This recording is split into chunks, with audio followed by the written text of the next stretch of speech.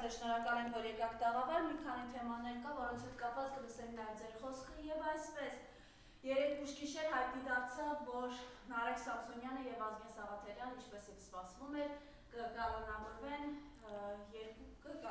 կկալանավորվեցին 2 ամսով։ Խնդրեմ, այս ամենը ինչ տեղի ունենում, այս պատկերը, ինչպես են տղաների բերման ենթարկում, խնդրեմ։ Այսպես սկսենք, նախ այդ հարցը շատ տարիների պատմություն ունի, որ ազատ խոսքի նկատմամբ, ազատ մամուլի նկատմամբ, ազատ լրատվամիջոցների նկատմամբ կա հետապնդում այս իշխանությունների կողմից, իրենք լինելով ընդդիմադիր ժամանակին, ունենալով ընդդիմադիր լրատվամիջոցներ, իրենք շատ լավ գիտեն, թե ինչ է նշանակում ընդդիմադիր խոսքը, ընդդիմադիր հանրային եթերը, ընդդիմադիր գործիչները եւ այլն։ Եվ դա էր պատճառը, որ հիմա նրանք թիրախ են դարձրել հենց ընդդիմադիր լրատվամիջոցները, ընդդիմադիր հարթակները, որտեղից ընդդիմադիր խոսք է լսվում։ Ինչ վերաբերում է անձամբ այդ տղաներին, ես ասեմ, որ առանձնապես այսպես մոտ հարաբերությունների մեջ չեմ եղել իրենց հետ, ու նաեւ երևի տարիքային բերումով եւ այլն, բայց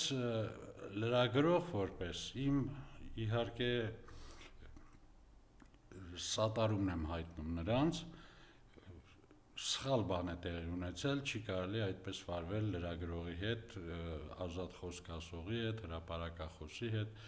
ի վերջո չի կարելի այդպես վարել օպոնենտի հետ, եթե նա ինչ-որ իր հաղորդումներում կամ իր հաղորդաշարերում, իր ելույթներում քեզ քննադատում է, դա դեռ հիմք չէ, որ դու փորձես նրա հետ հարցերը այդ կարգով, դատական կարգով կամ չգիտեմ ուժերների միջոցով կարգավորես քո հարցերը։ Բարի եղիր, համարժեք պատասխան, համարժեք կարծիք ներկայացրու, հերքիր, որովհետև ժողովրդավարությունը հենց այդ մասին է, ոչ թե եթե մարդը հանկարծ մի բան ասեց, հիմա ես այստեղ մի բան խոսեմ, գան իմ թևերից բռնեն, տանեն, որովհետև դա իրենց դուր չի գալիս, ասացեք խնդրեմ։ Չգիտեմ, համերաշխությունս եմ հայտնում, ուղղակի տեղի է ունեցել սարսափելի ոտնձգություն ազատ խոսքի նկատմամբ, տեղի է ունեցել ժողովրդավարության կոպիտ ոտնահարում եւ կարծում եմ, որ հաշվի առնելով նաեւ պաշտպանական խումբը, այդ երկու Նարեկ Սամսոնյանի եւ Վազգեն Սաղաթելյանի, չեմ կարծում, որ այս հարցը կարողանան ծածկադմփոց անել, քնեցնել կամ չգիտեմ ինչ ձևով փորձեն տակից դուրս գալ։ Պատասխան պիտի տան։ Հիմա ամբողջ հարցն է, որ այս ամեն ինչը սկսվել է նաեւ պետական գործչի ազգային ժողովի նախագահ Ալեն Սիմոնյանի այսպես դրդմամբ ասեմ, թե պասով ասեմ, կամ ուղղակի բառից բուն իմաստով գործ տալու հետևանքում։ Ու այն մարդը, ով հրապարակային թքել է մեր քաղաքացու վրա։ Լավ, դե իրանք հրապարակային շատ բաներ են արել, դրա համար իրենք պիտի պատասխան տան։ Բայց այս դեպքում գնաս ոստիկանություն հայտնես, որ քեզ վիրավորել են կամ քեզ սպառնացել են, դա շատ հասարակ ձևով ժողովուրդը ուղղակի ասում է գործ տալ։ Եթե դու կներես, ասենք տղամարդկությունը չի հերիքել կամ ինչը չի հերիքել պատասխանել դրան, եթե համարում ես, որ դա վիրավորանք է եղել քեզ համար, ուրիշ կերպ պատասխանի, դու պետական լծակները դնում ես գործի մեջ, որ լռեցնել մեկին, որն իրավունք ունի ազատ խոսք ասելու։ Եվ ապա վիրավորանք ուրիշ բան է, սպառնալիքը լրիվ ուրիշ բան։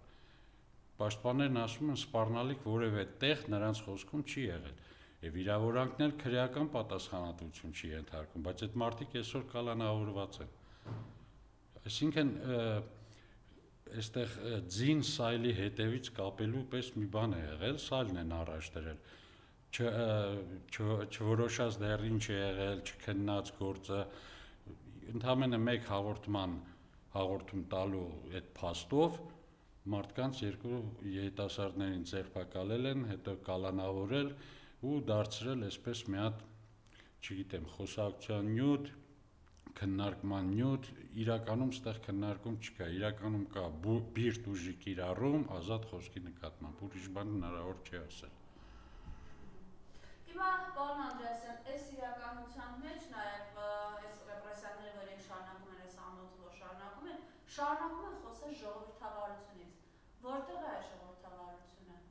Ժողովրդավարությունը չկա, ժողովրդավարությունը մեռել է 2020 թվականի նոյեմբերի 9-ից հետո։ Այն, որ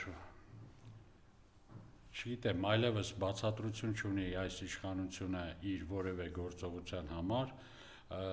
այն, որ այս իշխանությունն այլևս որևէ բացատրություն չունի, թե ինչ տեղի ունեցավ իրականում, թե ինչու պարտվեց երկիրը, ինչու այդքան զոհեր տվեցին, չգիտեմ, ինչու հանկարծ ժողովուրդը, որը իրենց այսպես պատկերացումներով, իրենց բերել էր իշխանության, այսպես դարձավ արհամարված, այս հարցերի պատասխանը չունեն նրանք նոյեմբերի 9-ից։ Անընդհատ ստախոսություն, անընդհատ այսպես գլխի տակ փափուկ բարձ դնել ժողովրդի, համոզել, որ ամեն ինչ ճիշտ է, մենք խաղաղության ենք գնում եւ այլն, սրանք ընդհանրապես այսպես ասեմ ճապոնական կտեր են, որ ժողովրդին մատուցում են իրենց իշխանությունը պահելու համար։ Իրականում ոչինչ էլ տեղի չի ունեցել, իրականում իրենք այն որ խոստացան պատերազմից հետո մի քանի ամսում կշտկեն իրավիճակը եւ այլն, իրականում այդ ուղղությամբ որևէ քայլ չեն արել։ Չէին էլ կարող անել, որովհետեւ պարտված, կապիտուլացված իշխանությունը մի ելք ունի։ Նա պիտի հրաժարական տա, բայց այս մարդիկ մնացին, այսինքն իրենց օգնեցին մնալ, իրենց պահեցին Հայաստանում իշխանության եւ նրանք բնականաբար նրանց բոլոր քայլերը պետք է լինեին արհեստական, կեղծ, շինծու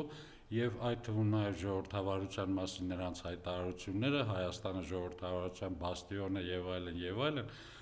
սովորական շարքային կեղծիք է։ Շարքային մարդուն ուղղակի ասում ես, որ դու ժողովրդավարական երկիր ես, բայց այդ մարդը ժողովրդավարության ոչ մի նշույլ չի տեսնում իր երկրում։ Երբ բռնում են, հիմա խոսեցինք արդեն, երբ բռնում կալանավորում են բլոգերներին, երբ կալանավորում են քաղաքական հակառակորդներին, անգամ երբ չգիտեմ, պետությունը իր ամբողջ ուժը դրել է, անվտանգության համակարգը դրել է, որ հոգևորականներ կալանավորի։ Այստեղ ինչ ժողովրդավարության մասին է խոսքը։ Այդ նույն հոգևորականները ժողովրդավարական ազատությունից օգտվելու իրավունք ունեն, թե չունեն։ Եթե ժողովրդավարությունը, չէ՞ որ նրանք էլ իրենց մեկնաբանությունն ունեն կյանքի, պետության, հասարակության իրենց մեկնություններն ունեն։ Չգիտեմ, ախր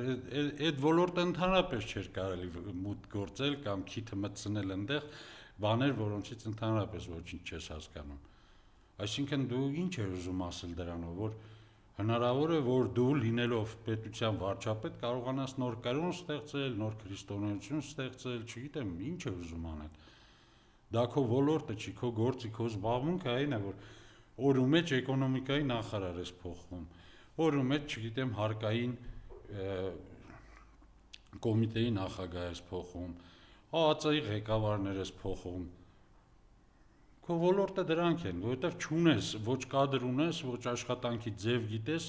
հիմա այդ ամեն ինչը որպեսզի այսպես ցցում չլինի, ինգել ես եկեղեցու հետևից։ Չգիտեմ ինչ շարժումներ ես առաջնորդում։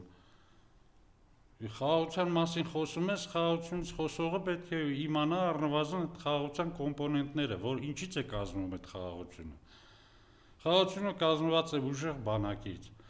նորմալ քաղաքականությունից հարևանների հետ, դաշնակիցների հետ հարաբերությունները։ Դու ինչով ես ուզում խաղաղություն կառուցել, եթե առնվազն պատերազմի մեջ ես քո հարևանների հետ։ Ոնց ես կառուցել, ոնց ես դու հայտարարում, թե խաղաղությունը եկել է, եթե չգիտես նրանք իրենց հաջորդ քայլով ինչ են անելու։ Դու քո տեղը նստած, մեկ էլ Ալիև այնտեղից հայտարարում է, որ Սևանը Գյոքչա է։ Այսինքն սա չգիտեմ էլի, հիմա երկու խաղաղ երկիր, Շվեյցարիա, Դանիա, հանկարծ մեկը մեկին սկսեն ինչ-որ պահանջներ ներկայացնել, այդպես չի լինում։ Այսինքն պիտի դրա համար պատճառներ լինի, որ նրանք լինեն խաղաղ գոյակցեն, խաղաղ հարևանություն անեն, պիտի հիմնական պատճառն է տնտեսական կապեր պիտի լինեն, չգիտեմ, ժողովրդական փոխայցելություններ, ժողովուրդները պիտի իրար հետ շփվեն, պիտի մշակութային առնչություններ լինեն։ Խաղաղությունը հո այնպես ասելով չի։ Եթե մարդը քո մշակույթի հուշարձաններն իր տարածքում ոչնչացնում է, դու ինչ խաղաղության մասին ես խոսում։ Պարոն Անդրեասյան, երեք ազգային ժողովում բյուջեի քննարկման ամփոփիչ ելույթում ասում է Խաղաղությունն այն է, որ Հայաստան գնաց մտել Ադրբեջանի տարածքով ու բերվել է ցորեն։ Այդ ցորենի մի մասը կարող են հավելին տալ, այդ հավի անցած ձուն մեր երեխեքը չեն ուտելու, այդ հավի միսը մեր երեխեքը չեն ուտելու, թեպը կարանտան խոզերին, այդ խոզի միսը ձեր առաջնորդը չի ուտելու, թե ինքը խոզի միս չի ուտում։ Ասում է Նիկոլ Փաշինյանը, որ այն ահազանգերին ի պատասխան, որ խոսում էր, որ 4-րդ կարգի սորտի ցորեն են բերել։ Գիտեք ինչ, այդպես խոսացողին պիտի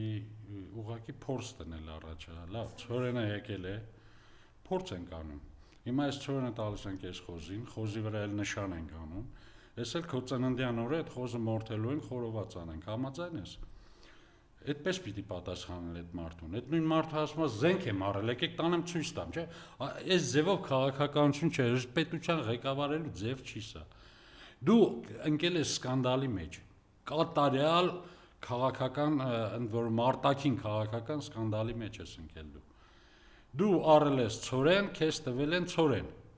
Բայց պարզվում է, որ ղազախական ցորենը ուտելու ցորեն չի։ Հիմա դա կարելի է այլ կերպ բացատրել կամ ճիշտ պատճառներն ասել, որ մենք հենց այդ կարգի ցորենն ենք բերել, որը ավելի էժան է եւ որը պիտի տանք կենթանիներին։ Ենթադրենք, թեև դա էլ չի թույլատրվում։ Ժամանակին Աֆղանստան այդ դեպք եղել է։ Աֆղանստան նույն ցորենը տվել են եւ ժամանակին մեծ սկանդալ է եղել եւ արգելել են այդ ցորենը կենթանիներին տալ։ Հիմա դու եկել ապացուցում ես, որ այդ ցորենը բերել են, կարելի է կենթանիներին տալ, հետո այդ կենթանիների միսն էլ մարդիկ ուտեն։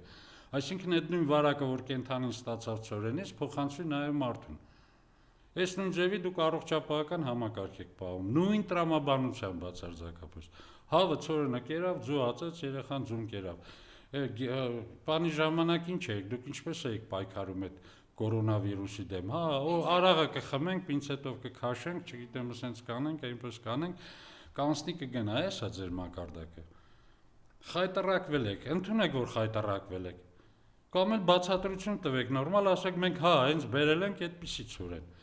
Եվ այստեղ փաստորեն ամենակարևոր երևույթն է, հա, Ադրբեջանով եկել է, դա են ուզում ցույց տալ։ Իսկ թե ինչ է եկել։ Այդ դրա բացատրությունն արդեն ուրիշ է։ Հիմա Ադրբեջանով կարող է բերել, այսինքն այն զենքերը, որը դու առել ես 8 միլիարդով, ինչպես ինքդ ես ասում, կարող ես բերել այդ զենքերը։ Հնդկաստանից կարող ես Ադրբեջանից գնացքով այդ զենքերը բերել Հայաստան։ Չես կարող։ Դու կարող ես ռազմավարական նշանակության որևէ այլ բան բերես։ Մի հատ գեներատոր բերես, մի հատ չգիտեմ ինչ բերես Հայաստան։ Իհարկե չես կարող։ Դու կարող ես ցորեն բերել անորակ, քեզ կտան մեծ սիրով անորակ խոտ կտան, որ փտել է ժամանակին չեն հավաքել, նեխել է, այդ անասունը չի ուտելու, այդ խոտը կտան քեզ։ Չգիտեմ, այնտեղ այդ մարդիկ մահմեդականներ են, չգիտես ինչ խոզի միս, եթե քեզ պետք լինի գուցե սիրով ասեն տարեք անցկացրեք տվեք իրենց, որովհետև իրենք չեն օգտագործում։ Այդպիսի բաներ կարող են տալ քեզ։ Ադրբեջանով գնացք է եկել Հայաստան։ Լավ, դե եսի ինչ չի եղել, 88 թվին էլ Ադրբեջանից գնացք եկել Հայաստան։ Դրանից առաջ Երևանից ավելի հետո դեռ դրանից Երևանից Բաքու գնացք էր աշխատում ժամանակից գնում էր Մեղրիով անցնում գնում էր Բաքու կամ Երևանից Կապան գնացք էր աշխատում գնում էր Մեղրիը անցնում էր Ադրբեջան պտտվում հետ էր գալիս Կապան այդպես էր գնացքի գից քանի որ Կապան ուրիշ տեղով չէր մտնում եղել է բայց պատերազմ եղավ չէ դա խաղաղություն չէր պատերազմ եղավ որովհետև պատերազմի պատճառները եւ պատերազմի այդ շարժառիթները բոլորովին ուրիշ են լինում։ Պատերազմը հենց այնպես ուղիղ տեղը չի լինում, որ ասես, ահա գնացք եկա, ուրեմն պատերազմ չկա։ Պատերազմը լինում է, երբ որ գալիս է դրա ժամանակը։ Մարդկության պատմությունը պատերազմների պատմություն է։ Դու հիմա այդ ո՞նց ես որոշել, որ արդեն խաղաղությունը բերել ես։ Այդ ամեն մարդ չի կարող անի։ Դա կարող է ասել են քաղաքական գործիչ է, որը ազդեցություն ունի այդ երևույթների վրա, որոնք կանխարգելում են պատերազմը, բայց դու ոչ մի բանի վրա ազդեցություն չունես։ Դու անգամ քո թշնամի երկրի, հակառակորդ երկրի ղեկավարի խոսքի վրա ազդեցություն չունես։ Նա ինչ ուզենա կարա հայտարարի։ Եվ դու հաջորդ վարքյանին կգնաս կատարելու այդ հայտարարածը։ Այնտեղ խոսում են անկլավների մասին, դու այստեղ խոսք ես բացում անմիջապես Արցվաշենի մասին, այսինքն նրանք ճիշտ են, ընդունում ես նրանց ասածները։ Արցվաշենը, որը քեզ պետք չի այսօր, տեղը դաշտ է, ոչ մի բան չկա, ինչ-որ տարածք է։ Հայտարարում ես, թե տարածքը իր ուրեմն մեծությամբ համազոր է կամ չգիտեմ ինչ է այն անկլավներին, որ կան այստեղ, որտեղ դիցուկ գյուղ է, Տիգրանաշենը, գնացեք նա։ Մարդիկ ուզում են փոխանակում անեն կամ չգիտես ինչ անեն, կամ էլ հենց այնպես տան, Ադրբեջանը Արցվաշենից էլ չի հրաժարվելու։ Չի բացառում, հա, առերես ասի, այս ձերն է, բայց այնտեղ ոչ մի բան չկա, այնտեղ ոչ մի հայ չի մտնելու, այնտեղ հայկական ոչ մի բան չի լինելու։ Հայաստանի սահմանադրությունը այդ Արցվաշենում չի գործելու, որովհետև անկենդան տարածք է ընդամենը։ Դու ինչ ես ուզում ինչի հետ փոխել։ Այն դեպքում, երբ որ Տիգրանաշեն մտնելով ամբողջունիկը միանգամից կտրվում է, այդ մի նեղ ճանապարհն է այդտեղ պտտվում անցնում։ Բայց ինչ էր ասում երեք, Հայաստանը կոնկրետ մի երկրի գրպանում է հայտնվել Ղարաբաղի հարցով 18, 19, 25, 21-ի մինչև 22-ը ներառյալ, մեր բանակի սոցիալ հոգեբանությունը, մտածողությունը եղել է ազդեցության գործակալի, ով նիշումի բան ալինում, դրա մասին փորձում է շատ խոսել, չի, մեր իր դեպքում է։ Մեր բանակում չի եղել ինքնիշխան կամքի կենտրոն, մեզ ասում են ինչ ուզել են տվել եք, հակառակը, վերջին տարիներին ոչ մի բան չենք տվել, այսօր մարդիկ եկել են Ղարաբաղ են լացում, ուշադրություն, ոչ ոք մեր չափ ոչինչ չի արել Ղարաբաղի համար, սկսած ֆինանսականից մինչև այն, ինչը չի երևալու երբեք։ Դե ոչ ոք ձեր չափ ոչինչ չի արել Ղարաբաղի համար, այդ ուղղակի դնենք ձեր չափը դնենք ճակերտների մեջ եւ ասենք ոչ ոք իրենից անկախ չի կանգնել ուրեմն Ստեփանակերտի հրապարակում եւ աղմկել թե Արցախը Հայաստանը եւ վերջ։ Ոչ ոք նման բան չի ասել։ Նախորդ ղեկավարներից բոլորն էլ մտածել են բանակցությունների միջոցով հասնել միտեղ, որ Արցախի հարցը, ինքնորոշման հարցը մնա թղթի վրա, մնա սեղանի վրա եւ այդ բանը տեղի ունենա։ Բայց դու եկել ես, ամեն ինչ ոչնչացել ես հիմա նախընթաց բոլոր գործընթացները եւ այսօր միայն մերկապարանոց հայտարարություններ ես անում։ Ոչ ոք մեզնից ավելի ոչինչ չի արել։ Բայց արի տեսնենք, թե որևէ մեկը ձեզնից ավելի շատ շահ ստացել է Արցախը կորցնելուց։ Այս ձևով հարցը դնենք, ով ավելի մեծ շահ ստացել Արցախը կորցնելուց։ Դուք ձեր ասելով դուք Արցախը տվել եք, Հայաստան եք գտել։ Ձեր ասելով դուք, չգիտեմ, Արցախը տվել եք, ես ինչ եք գտել, ինչ եք շահել, խաղաղություն եք բերել։ Իրականում ոչ մի բան էլ դուք չեք շահել, ոչինչ էլ չեք գտել, ոչինչ էլ չեք ապահովագրել։ Հայաստանն այսօր ամենաանպաշտպան երկրներից մեկն է։ Եվ Հայաստանում այսօր, չգիտեմ, այս թվացial խաղաղությունը եթե կա էլ, ապա ոչ թե իրենց շնորհիվ է այս իշխանությունների, ապա այն ուժերի, որոնք այս տարածքում ունեն որոշակի շահեր եւ որոշակի շահերի բախումներ կան, որոնք հավասարակշռված են այս պահին։ Բավական է փոքրիկ խախտում եւ այստեղ նույն արյունահեղությունը, նույն, չգիտեմ, ավերները պետք է կրկնվեն։ Ոչ ոք թող չկասկածի սրանում։ Մենք կախված ենք մազից։ Սա է իրենց խաղաղությունը։ Իսկ թե այնտեղ բյուջեով, չգիտեմ, ինչքան գումարներ են տվել, ոնց են արել, թվային արտահայտություններով գուցե տարիների մեջ ինչ-որ բան է երևում։ Բայց դուք ինչքան գումարներ հետո սառեցրեցիք Արցախին տրված։ Ինչքան գումար սառեցրեցիք Արցախը կորցնելով, ինչքան եկեղեցիներ, դպրոցներ, քաղաքներ, գյուղեր, մարդիկ ինչքան տուն ու տեղ թողեցին Արցախում եկան Հայաստան։ Դու այդ ամբողջը կարողանում ես գումարել իրար։ Ես դեռ չեմ ասում, ասենք անվտանգային են հարցերը, թե ինչ էր Արցախը Հայաստանի համար որպես անվտանգություն։ Ես չեմ խոսում, թե ինչ էր Արցախը Հայաստանի համար միջազգային ասպարեզներում, ուրեմն գլուխը ճակատը բարձր, ուրեմն կանգնելու եւ այնտեղ բանակցելու եւ այնտեղ, չգիտեմ, իր անվտանգության համար երաշխիքներ ստեղծելու այդ բանակցություններում։ Հիմա դու ասում ես հայտնվել էր ինչ որ մի պետության գրպանում, նկատի ունի կարծեմ Ռուսաստանը այդպես որ ասում է, թե նրա ուզածով եղավ այս ամեն ինչը, ուզում է այնտեղ մեղքերը բարթել, այնտեղ դնել, մենք շատ լավ գիտենք, որ այո, Ռուսաստանի հետ Հայաստանը ունեցել է առանձնահատուկ հարաբերություններ, թե որպես ՀԱՊԿ-ի անդամ, թե դարավոր բարեկամություն, թե որպես հետխորհրդային ժառանգություն, չգիտեմ, կապերը Ռուսաստանի հետ եղել են առանձնահատուկ։ Հիմա դու մինչև 30 տարի այդ Արցախը կար, հիմա ասենք սկսվեց Ռուսաստանը դժվարությունների մեջ ընկավ, հասկացանք, ինչ որտեղ կապը գուցե բաց է թողել։ Բայց դա նշանակում է, որ դու չպիտի դիմադրեիր, նշանակում է, որ դու չպիտի կռվեիր, նշանակում է, որ դու պիտի ամեն ինչը թողնեիր ուրեմն ադրբեջանցիներին եւ պատերազմի ժամանակ էլ նույնիսկ այն ճիքերը, որ կարող է Ռուսաստանը գործադրել այդ պատերազմը կասեցնելու համար, իջիկ դարձնեիր։ Երկու անգամ քեզ առնվազն առաջարկվել է մինչև Շուշին գրավելը ադրբեջանցիների կողմից։ Երկու անգամ քեզ առաջարկվել է պատերազմը դադարեցնել։ Էլ չեմ ասում, մեր գլխավոր շտաբը դեռ պատերազմի 3-րդ օրն է ասել, ամեն ինչ արեք, որ այս պատերազմը դադարեցվի։ Նույն Ռոբերտ Քոչարյանն ասում է, ես երկրորդ օրը պատերազմի, ես հասկացա, որ այս պատերազմը տանուլ են տալ։ Հիմա իշխանական այս քարոզիչները, Ռոբերտ Քոչարյանը երկրորդ օրը գիտեր։ Է մարդը պատերազմներ է անցել, երկիր է ղեկավարել, գիտի այդ ամեն ինչը ոնց ալնում։ Եթե նրանք հարձակվում են առաջի հարվածով, այդքան զինվոր են կոտորում, այդքան ուրեմն զորամասեր են ոչնչացնում։ Պարզ չի, դու էլ չունես դրա քայլը պարզավ, թե ինչի է հասցնելու այդ պատերազմը։ Դու եկել ես 18 թվին, 2 տարի ընդամենը եղել ես վարչապետ, 2 տարի ինքդ լինելով վարչապետ փողոցներից տուն չէիր գնում,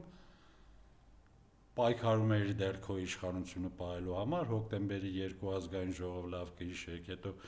առաջաձգված ընտրություններ 18 թվին, հենց հունվարին, դեկտեմբերին,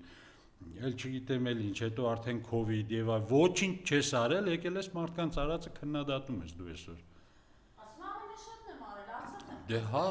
ամենաշատը հենց այդ ձևով պիտի հասկանալ, որ մի ամբողջ պետականություն ոչնչացրեցիր, մի ամբողջ հայկական պետություն հանձնեցիր Ադրբեջանին։ Այն դեպքում, որ նույնիսկ մինչև այսօր դեռ շատ շրջանակներ եվրոպական, Եվրամիության անդամ երկրներում, կառույցներում Եվրամիության այդ հարցը դեռ բան է արվում, այսպես շրջանառվում է, այդ հարցը դեռ քննարկվում է, ի վերջո արցախցիները որպես այս մոլորակի վրա ապրող մարդիկ իրավունքներ ունեն, թե չունեն։ Գնում են Աֆրիկայի ցեղերի իրավունքներն են այսօր պաշտպանվում։ Մարդիկ այնտեղ դարերով, հազարամյակներով են Արցախում ապրել, այդքան մշակույթ են ստեղծել, պետություն են ստեղծել, պետական կառույցներ, կրթություն, գիտություն, չգիտեմ, ամեն ինչ արել են այդ մարդիկ այդ հողի վրա։ Հազարամյակներ շարունակ, եւ դու հիմա այդ ամեն ինչը այդ գանձը տվել ես, եկել ասում ես ամենաշատը ես եմ Արցախի համար բան արել, ինչ ես արել։ Արցախը հանձնելուց բացի ինչ ես արել, որ կարող ենք այսօր մատներս դնել, ասենք, բա այս մարդը այս բաներն արել է, արցախցիները, այսօր Հայաստանում արցախցիները էլի նույն սարսափելի ծանր վիճակում են, այդ մարդկանց այն տուն ձեռք բերելու համար ինչ որ գրոշներ են տալիս, կամ չգիտեմ, քարշ են տալիս ստեղ, այնտեղ, էս են կարել, էս ծրագիրն են կարել, ոչ մի ծրագիր էլ չեն արել։ Նույն արցախցիներն ես չգիտեմ, եկած օգնությունները ինչքանով են տեղ հասել։ Օտար երկրներից եկած օգնությունը որքանով է տեղ հասել արցախցիներին ինչ որ հարցեր լուծելու համար։ Եթե ամեն ինչ այդքան լավ ես արել, ինչի են այս մարդիկ բողոքում։ Դու գալիս ես բյուջե ես քննարկում խորհրդարանում։ Այդ դառնում է ասենց մի հատ բան, էլի։ Չգիտեմ, ես փոշի դուման անելու ինչ որ մի բան է դարել հիմա բյուջե քննարկելը։ Ինչու, որովհետև մի հատ բյուջե են բերել, որը իրական Հայաստանից ավելի, այսպես ասեմ, իրական է, էլի։ Այսինքն ոչինչ չկա, բայց ներկայացված է, թվեր, նայում մի քանի էջանոց այսպես փաստաթուղթ, ինքը շատ կարևոր փաստաթուղթ է, ինքը պիտի խորհրդանշի մեր վաղվա զարգացման ուղղությունը, չափը, ձևը, ինչը պիտի զարգանա, ինչը դեռ դրա ժամանակը չի, թող մի քիչ քդի, այսպես պիտի ամեն ինչ ունենա բացատրություն այդ բյուջեի փաստաթղթում։ Բայց կա ընդամենը զեկույցներ, մեր կապարանոց զեկույցներ, հարց էլ տալիս ես, պատասխան չունեն, սկսում են բորբոքվել։ Ասում են ճվճվալ, նախկիններ, ներկաներ, չգիտեմ, դուք թալանչիներ,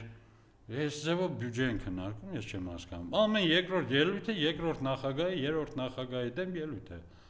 Ինչ եք ուզում ասել դրանով։ Փաստաթուղթ եք բերել։ Դուք այնքան չեք կարևորել ձեր բերած փաստաթուղթը, որ падգամավորներն անգամ չեն գալիս նիստի, քվորում չի ապահովում։ Խայտարակություն է սա, վարչապետը այնտեղ նստած։ Են էլ թողնում իբր զայրացած դուրս է գալիս գնում է։ Եվ վստահություն չունի քո հանդեպ սկի քո թիմը։ Քեզ մեղադրի դրա մեջ, ինչի ես ուրիշներին մեղադրում։ Մարդիկ չեն հավատում արդեն քեզ, ինչ կա դրա մեջ։ Այնքան ես ստել, այնքան ես խաբել, այնքան հիմար բաներով բերել ես, փորձել ես այսպես մեծ աղմուկ բարձրացնել, մարդիկ արդեն տեսնում են, որ դրա տակը բան չկա, հասկանում են, չէ՞, նրանք էլ են մարդ։ Ի վերջո քանի տարի է ազգային ժողովը նստած է։ Իրանց պարագայում նստած ասելն էլ մի քիչ ավելի այսպես շատ բարձր բան կլինի, վերընկած են այնտեղ։ Եվ ասեց կմաքրվեմ, իհարկե գնալու եմ Մայրաթոր։ Խնդրեմ, այս մասում ձեր տեսակետը։ Առայժմ դեպի Մայրաթոր գնալու, եթե սրանք քայլեր են, ամեն քայլի հետ ինքը ոչ թե մաքրվում է, ավելի է պղծվում։ Թող շարունակի, կգնա վերջ Մայրաթոր գնալու օրը ինքը կլինի ամենապիղծ վիճակում։ Ախր չի կարելի եկեղեցու դեմ գնաս, այդ հոգևոր ամբողջ կյանքը արհամարես, այդ մարդկանց ուրեմն, չգիտեմ, եկեղեցուց դարերով, հազարամյակների ուրեմն ներդրումը,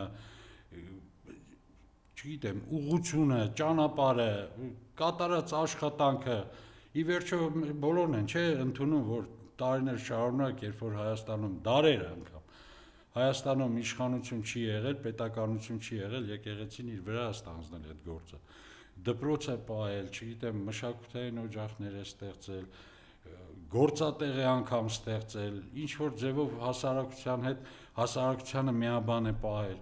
Սա էլ անելու բան է, այլ երկրների, այլ պետությունների հետ է առնչվել Հայաստանի այս տարածքի ժողովրդին ինչ որ ձևով տիրություն անելու համար։ Դե հիմա գնում ես այդ եկեղեցու դեմ ու ասում ես, որ քո քայլը մաքրվելով գնում ես, հենց որ մաքրվես, զգաս բավականաչափ մաքուր ես, կգնաս։ Չէ, դու առաջ ուրիշ բան էիր ասում։ Ասում էր հիմա մենք մտածում ենք, քննում ենք, ծրագրում ենք, էջմիածնում տեղի ունենալիք այդ հատուկ հանրահավաքը, որի ժամանակ, չգիտեմ, ինչ պիտի անենք։ Գնանք վեհարանը պիտի հետո ազատենք։ Դու հիմա ասում ես, ես մաքրվում եմ, ո՞նց ես մաքրվում։ Գնում ես կարգալույս քահանաների հետ, ինչ որ պատարակների ես։ Այո, պատարակներ, ինչ ասացիք այդ բառը։ Ասում եմ Մայրաթորը։ Շատ լավ բառ է, սրբապիղ ծառայությունների ես մասնակցում։ Անունը դրել եք պատարակ, գնաց ասում էր պիտի գնանք այդ 44 օրյա պատերազմի զոհերի, ընդ որում հենց ամսի 9-ին, երբ որ Ադրբեջանում շքերթ է հաղթանակի, ինքը նույն ամսի 9-ին գնում է Թալինի եկեղեցում, չգիտեմ, զոհերի հիշատակին անմահ պատարակ մատուցելու, սուրբ պատարակ մատուցելու։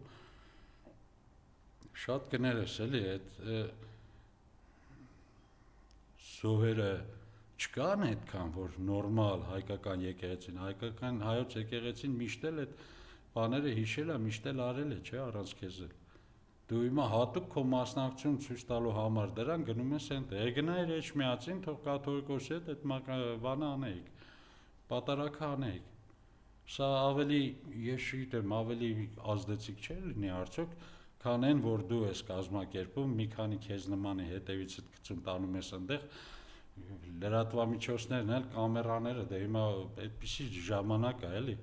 Նկարում են մի քանի հոգի ցանցառ ստեղ այնտեղ հավաքված, մի քանի հոգի էլ անգրագետ քարոզիչ հետները գցած, որ ես Ամերիկայից եմ եկել հատուկ մասնակցեմ, չգիտեմ, ես այստեղից եմ եկել, ծիծաղելի է ուղղակի։ Ծիծաղելի, բառից բուն իմաստով ծիծաղելի։ Նա իր ամեն քայլի հետ պղծվում է։ Եկեղեցու դեմ արվող յուրաքանչյուր քայլի հետ ինքը ավելի է պղծվում։ Ես վաղը չգիտեմ, սովորաբար ասում են Աստված բոլորին ներում է, բայց արդյոք այս այդ դեպքն է, էլի, ես չգիտեմ, այդ ինչքան ես իսկապես ուրեմն պիտի Աստված շատ անչափ մեծ լինի, անսահման մեծ լինի, որ կարողանա սրան ներել։ Բայց եւ չի հաջողվել ըստ էության ինքը երևում է, որ չի կարողանում գեներացնի այդ կերպարներին։ Լավ, ինքը չի կարողանում գեներացնել, ինքը չի կարողանում ոչ մի բան անել, այս գիգանտոմանիա կա, չէ, այսպիսի մի արտահայտություն, եւ մարդը փոքր է, մարդու վրա չբերեմ օրինակը, այն Փիրնու Մոսկան կա, ասենց Կրիլովի առակների մեջ մի պստլիկ շուն է, հազիվ նշմարվում է գետնի վրա, փիղ են տանում քաղաքի փողոցով ու այս բոլորը ուշադիր նայում են փղին, այդ մեծությանը, այդ հսկա կենթանուն նայում են։ Այս Մոսկվան սկսում է աղմկել, հաչել, չգիտեմ, հարձակվել փղի վրա, ասես բաներ անում։ Այդ գիգանտոմանիան իրան որ դնում է եսի ինչի տեղ, էլի, կերել է այս իշխանություններին։ Իրեն իր օրինակով նայել մյուսներին։ Նայում ես են կաթի հոտը բերաններից գալիս է, կանայք կան, ազգային ժողով նստած, չգիտեմ, ջահել տղեր կան իրենցից։ Բերանները բացում են, ոնց որ 90 տարեկան բիձալն են։ Արա դուք ով եք առհասարակ, որ վեր կենաք, ասանք, այս պետության համար իսկապես տասնամյակների ջանք, եռանդ, կյանք դրած մարդկանց հասցեին այդպիսի բաներ հայտարարեք։ Ով եք դուք ընդհանրապես։ Հիմա ինչ էր ասել, ներողություն, ես հարցը չեղվեցի, թերևս որ մեկը որ պետք է մաքրվի, թե ինքը ստեցել չէ, չի կարողանում եկեղեցին։ Հա, հիմա կարողանա, թե չի կարողանա։ Հենց առաջի օրը ես ասում էի, որ երբ որ նույնիսկ խոսք չկար Օհանավանի կամ Թալինի եկեղեցիներում այդպիսի արարողություններ անելու, ես ասում էի, որ նա Էջմիածին ոտք չի դնի եւ այդպիսի հավաք Էջմիածինում հանկարծ չի փորձի կատարել, որտեվ դա ուղղակի չի ընդունվի ժողովրդի կողմից։ Ես չգիտեմ, գուցե ժողովուրդը ասեք բավարար չափով չմասնակցեց փրկության շարժմանը, բավարար չափով չմասնակցեց դիմադրության շարժմանը, սրբազան շարժմանը չմասնակցեց բավարար չափով։ Բայց այս դեպքում նա ուղղակի կձախողի, դա դեռ խոսքը չի, հիմա տեսեք, Գյումրիում ընտրություններ ուներ, չէ, օրու մեջ գնում էին, լցվում էին, Գյումրի ինքն էր գնում, չգիտեմ ինչեր էին անում։ Այսօր ասում է հնարավոր է գնա Էջմիածին։ Չեմ կարծում, թե այդպիսի բան անի ինքը։ Ինքը դրանով ուղղակի ավելի կգրգռի այդ ժողովրդին։ Գնա Էջմիածին ինչ ասի։ Այսօր իր տեխնացուն, Էջմիածնի իր տեխնացուն Վաղարշապատ համայնքի իր պաստառներում մի փոքրիկ լոգո է թողել, իսկ քաղաքացիական պայմանագիր կուսակցություն գրությունն են հանել։ Չէ, բայց ինքը ուղնուցուցող կպա։ Հասկանալի է, բայց ինքը շատ հասկանալի է, այդ ամեն ինչը կարա լինի, բայց երբ որ տեսնում է թե ինչպես է ժողովուրդն իրենց ընկալում, արդեն քայլեր են անում, որ գոնե այդ ձևով սպրտեն։ Հասկանում ես, գոնե շատ դա աչքի չընկնի։ Իրանք գիտեն իրենց արժեքը իրականում։ Իրանք շատ լավ գիտեն ով են իրենք։ Եվ իրենք շատ լավ գիտեն, որ ժողովուրդը չի ընդունում իրենց արգելևս։ Դրա համար այդպիսի փոքր բաներով փորձում են ուշադրություն շեղել։ Հա, այս մեկը մի քիչ լարվածություն ունի, այն մեկը մի քիչ էսպես, այն մեկը ես ասում եմ, շլավագույն գնահատականը իշխանական падգամավորների բացակայություններ նիստից, որտեղ մասնակցում էր Նիկոլ Փաշինյանը։ Թող գնան մտածեն։ Եվ այն, որ ինքը այսպես ուժեղ ժեստով թողեց ու դուրս եկավ դալիճից, այսպես չգիտեմ, դե գժական կարելի ասել կամ չգիտեմ, շատ զայրացած, այսպես ասեմ, դուրս եկավ դալիճից, դա խոսում է այն մասին, որ ինքն էլ է հասկացել, թե ինչ ով է, ինչ աստիճանի է հասել արդեն իր եւ թիմի հարաբերությունները եւ հիմա երբ որ այն իմպիչմենտից խոսում են, արդեն ես ճիշտ է, այդ գործընթացը երևի թե արդեն անիմաստել է ձեռնարկել է, բայց ես հիմա հասկանում եմ, որ իսկապես այդ թիմում կլինեին մարդիկ, որոնք ուղղակի դեմ կքվեարկեին իրեն, իր վարչապետությանը։ Եվ հիմա ասում են հնարավոր է գնա արտահերտ ընտրություն է։ Արտահերտ ընտրություն խորհրդարանով է գնալու, ինչքանով է վստահում իր թիմին, ես արդեն չգիտեմ։ Չգիտեմ ես ուղղակի։ Դրա Չէ, ավելացնելու էլ ինչ։ Ուղղակի մեր կոչը երկորից Վաղարշապատում ընտրություններ են։ Հա։ Չվախենալ, չընկրկել, ընդդիմությունը իրապես պետք է այս հաղթանակը տանի, ԿՊԱ-կան եւ ԿՊԱ-կան հարակից կուսակցություններ, այնտեղ ազատ դեմոկրատներ կան, այնտեղ հանրապետություն կա։ Իրանց Ես չէի ասի, թե շատ եմ ուզում, որ Վաղարշապատ համայնքի ընտրությունները դառնան, ասենք, Փարաքարի կամ Գյումրիի ընտրությունների կրկնությունը, այնտեղ ընդդիմությունը հաղթի, կոալիցիա կազմի, այդպես իշխանություն ձևավորի։ Ես իմ ցանկությունն այն է, որ այս իշխանությունը Վաղարշապատում այնպես պարտվի, որ առհասարակ Նիկոլ Փաշինյանը իր հակաեկեղեցական պայքարը մոռանա, որովհետև այստեղ շատ է կապվում ամեն ինչ եկեղեցու հետ։ Այստեղ այս առանձնահատկությունը կա Եվ սա գործելու է, եւ սա իր ազդեցություն թողնելու է։ Նիկոլ Փաշինյան վարշապատում այնպիսի պարտություն է կրելու, որ չգիտեմ, այլևս մոռանա վարշապատ գնալու մասին կամ Էջմիածնի դեմ ինչ որ քայլեր ձեռնարկելու մասին, մայր եկեղեցու դեմ։ Շնորհակալություն։ Ես եմ շնորհակալ։